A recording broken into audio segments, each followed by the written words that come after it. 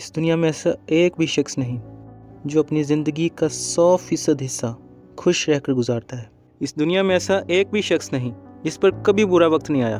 ہم سب پر برا وقت آتا ہے، ہم سب پریشان اور اداس ہو جاتے ہیں، ہم سب ایسی چیزوں میں الجھ جاتے ہیں جن میں ہمیں نہیں الجھنا چاہیے۔ ہم میں سے کچھ لوگ ہمیشہ کے لیے بھٹک جاتے ہیں اور ہم میں سے ہی کچھ لوگ اپنا راستہ پھر سے ڈھونڈ لیتے ہیں، وہ راستہ جس پر ہمیں ہمیشہ سے چلنا تھا۔ ایکہارٹ ٹولی نے ایک دفعہ کہا تھا کہ ناخوش ہونے کی سب سے بڑی وجہ کبھی بھی حالات نہیں ہوتے، بلکہ ان حالات کے بارے میں آپ کے خیالات ہوتے ہیں۔ چاہے آپ خود کو بہت نیچے گرا دیں یا خود کو بلندیوں پہ لے جائیں، یہ آپ کی مرضی ہے اور یہ انتخاب آپ کے اپنے دل سے شروع ہوتا ہے۔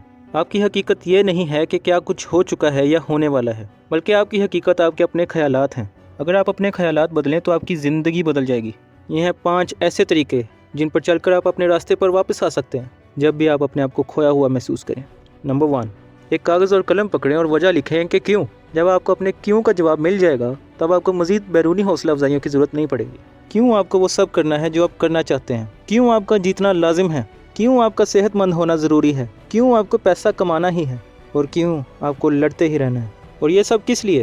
ان سب کے پیچھے کوئی نہ کوئی وجہ ضرور ہوتی ہے، اور جب آپ وہ وجہ ڈھونڈ لیتے ہیں تو آپ کے اندر ایک آگ سی لگ جاتی ہے جو آپ کو جلدی جگا دیتی ہے اور دیر تک جگائے رکھتی ہے۔ یہ آگ آپ کی مدد کرتی ہے پورا زور لگانے میں، لڑتے رہنے میں، مختلف طریقے اپنانے میں اور نئے نئے طریقے ڈھونڈنے میں۔ یہ آگ آپ کو کبھی بھی ہار نہیں ماننے دیتی۔ مشکلیں آتی رہیں گی، لیکن جیسے عمران خان کہتے ہیں، آپ صرف اسی وقت ہارتے ہیں جب آپ کوشش کرنا چھوڑ دیتے ہیں، جب آپ ہار مان لیتے ہیں۔ You only lose when you stop trying۔ تو کوشش کرتے رہنے کی وجہ ڈھونڈیں۔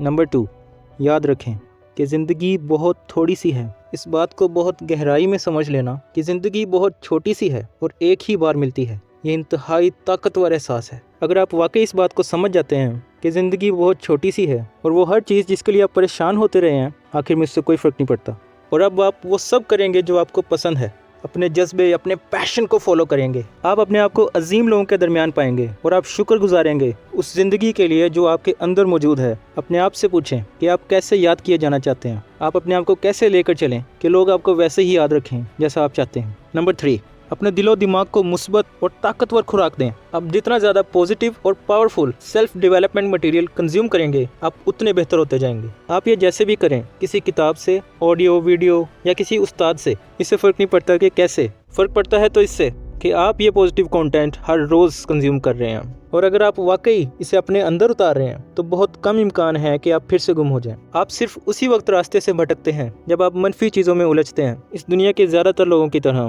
منفی خبریں، فضول جھگڑے اور ایک دوسرے کے ساتھ موازنہ وغیرہ، لیکن آپ اپنے راستے پر واپس آ سکتے ہیں وہ کرنے سے جو زیادہ تر لوگ نہیں کرتے۔ ان میں سے ایک ہے سیلف ڈیولپمنٹ۔ اپنے اندر تجسس پیدا کریں کہ آپ خود کو کیسے بہتر سے بہتر بنا سکتے ہیں، اور ایک انتہائی طاقتور چیز ہے گریٹیٹیوڈ، شکر گزاری اس سب کے لیے جو خدا نے آپ کو عطا کیا ہے۔ شکر گزاری سے آپ کو انتہائی مثبت اور طاقتور شخص بننے میں مدد ملے گی۔ نمبر 4، موو، حرکت کریں۔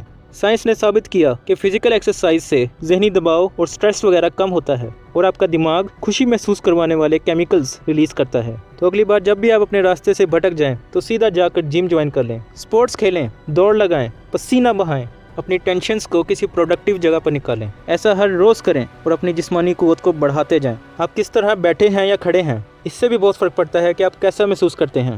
مثال کے طور پر اگر آپ سیدھے کھڑے ہوں، دونوں بازو پھیلائے اور چہرے پر بڑی سی مسکراہٹ لیے تو آپ بہت بہتر محسوس کریں گے، لیکن جب آپ سر جھکائے، ماتھے پر بل ڈال کر بیٹھے ہوں گے تو آپ مزید ڈپریس محسوس کریں گے۔ اپنی ہیلتھ اور باڈی پوسچر کا خیال رکھیں اور اسے بہتر بنانے کی کوشش کرتے رہیں۔ نمبر 5، اپنی منزل کا تعین کریں۔ زندگی میں کسی مقصد کا ہونا لازمی ہے کیونکہ یہ آپ کو صاف صاف بتا دیتا ہے کہ آپ کو کہاں تک جانا ہے۔ سائنس اور کامن سینس سے پتہ چلتا ہے کہ وہ لوگ جو اپنی زندگی کا کوئی خاص مقصد بنا لیتے ہیں اور اپنی منزل کا تعین کر لیتے ہیں، ان کے کامیاب ہونے کے امکانات ان لوگوں سے کہیں زیادہ ہوتے ہیں جنہیں اپنی منزل کا پتہ ہی نہیں ہوتا۔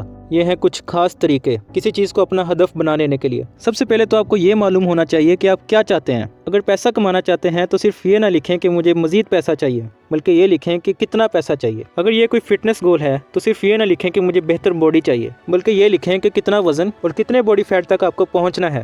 सेकेंडली, आपको ये क्लियरली पता होना चाहिए कि आपको कितनी देर में अपना हदफ पूरा करना है। मिसाल के तौर पर मैं 31 दिसंबर 2023 तक अपनी सालाना आमदनी 20 लाख तक ले जाऊंगा। मैं 31 दिसंबर 2023 तक 10% बॉडी फैट तक पहुंच जाऊंगा। और आखिर में ये बयान करें कि आप अपने हदफ तक कैसे पहुंचेंगे। मिसाल के तौर पर मैं 31 दिसंबर 2023 तक अपनी सालाना आमदनी 20 लाख तक ले जाऊंगा फ़लाँ काम करने से, और ऐसा करने से पहले मुझे फ़लाँ काम सीखना पड़ेगा और फ़लाँ काम मुकम्मल करना पड़ेगा। अगर आप जान जाएं कि आपको क्या चाहिए और आप वो किस तरह से हासिल करेंगे और कितने वक्त में, तो अब आपके पास काम करने के लिए खास मकसद होगा और अब आपके भटकने के चांसेस बहुत कम होंगे। हमने आपको पैसों की मिसाल दी, लेकिन आपकी मंजिल कभी भी सिर्फ पैसे के गिर्द नहीं घूमनी चाहिए, बल्कि कोई बड़ा ख्वाब, कोई बड़ा मकसद होना चाहिए। वो मकसद आपकी फैमिली हो सकती है, आपका वतन, या कोई भी ऐसा कॉज जिसमें आप बिलीव करते हैं। और अब आप जानते हैं कि आपको अपने रास्ते पर वापस कैसे आना है। आपको भटकते रहने की कोई ज़रूरत नहीं है। आप जानते हैं कि अगर अच्छा वक्त हमेशा नहीं रहता तो बुरा वक्त भी हमेशा नहीं रहता।